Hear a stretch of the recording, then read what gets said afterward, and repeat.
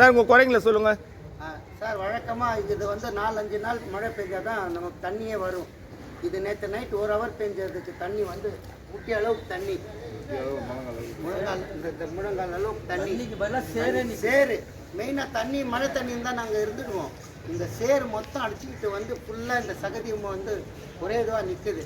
இது நைட்டு ஃபுல்லாக வீடுங்கள்லாம் புரிஞ்சு. இதுக்கு யார் காரணம்? இதுக்கு காரணம் என்னன்னா, அங்கே ஒரு ப்ராஜெக்ட் பண்ணுறாங்க. அந்த இன்ஜினியர் ஃபோன் போட்டு எடுக்க மாட்டேங்கிறாரு. பேர் என்ன சார்? பேர் வந்து கௌரி சங்கர். கௌரி சங்கர் பொறுப்பு வந்து கௌரி.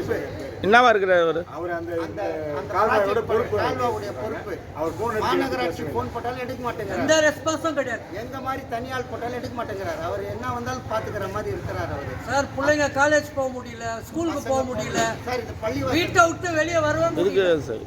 சீல் கொலைஞ்சு பசங்களுடைய இது இருக்கு. சீல் ஆக்குறோம்னு சொல்லி சீல் கொலைய வர முடியல. சின்ன பசங்க வரப்போ முடியல. ஒன்னும் வேலைக்கே போக முடியல. வெளியே எப்படி நிக்கிறோம் பாருங்க. ரொம்ப கஷ்டமா. இந்த தொகுதியில் எம்எல்ஏ ஒரு சுதர்சனன் சொல்றாங்க. அவரை நான் இந்த ஏரியாவில் பார்த்தது எவ்வளவோ பாதிச்சோம். இந்த ஏரியாவில் வந்தது நாங்கள் பார்த்து கிடையாது. எவ்வளோ பாதிப்பில் அவர் என்னமா அவருக்குதான் ஓட்டு போடுறோம். ஆனா அவர் இது வரைக்கும் பார்த்ததே இது என்ன ஏரியா சார்? இது மாதவரம் தொகுதி.